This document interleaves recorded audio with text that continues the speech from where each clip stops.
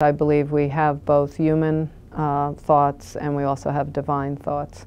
And the more you can go into silence, you can silence all of the human thoughts that keep running around in your head, and you can really connect with the divineness.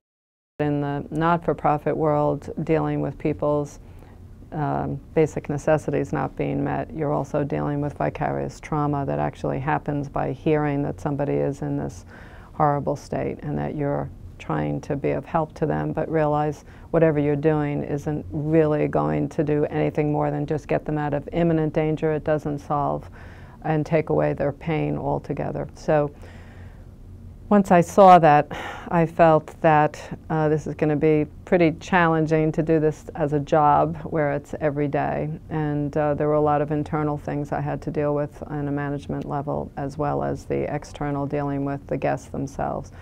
So I set about learning more about how to take care of myself in that process.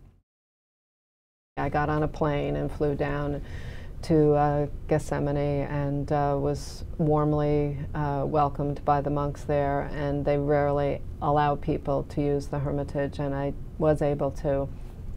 And that began my first week in silence. I had never done it before. I had no idea how to go about it. I just knew from a spiritual standpoint that I needed my spirit to rest, and it was really about quieting all of the sounds, all the noise, all the conversations I had had, and just listening to my own spirit. And people asked, do I listen to music, do I read? And I said, no, don't do any of those things. I just sat down and relaxed into the space and heard all the sounds of nature, and went and, figured out where there was something to drink, had a piece of fruit, sat down, and just literally listened.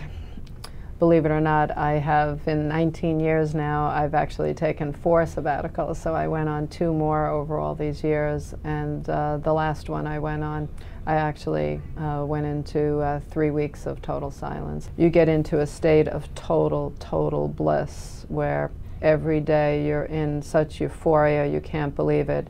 And when I was in the 3 weeks of silence, every day, time stands still. Every day felt like it was 2 weeks long. So if you can imagine being in a state of bliss where every day is 2 weeks long and you're in a state of bliss, and then you have 3 weeks of that. By the time I came out of that, I felt like I was gone for a year. And now that stays with me. It actually came in handy one time.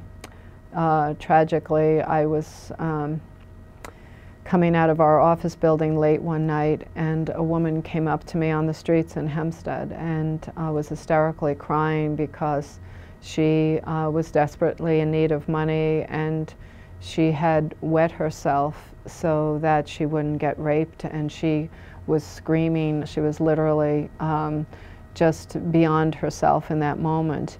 And I never knew I could do that, but in that instant, I went to the place I go when I'm in silence myself, and the second I did that, she calmed down. Very few people know who they are and know who their own spirit is and why they're here. I believe in my journeys into silence for myself, I see that every single person is here to be of service, and we're all just figuring out how is it that our special gifts are linked to the service we're supposed to be about. And I see where I'm at is how I'm supposed to be of service,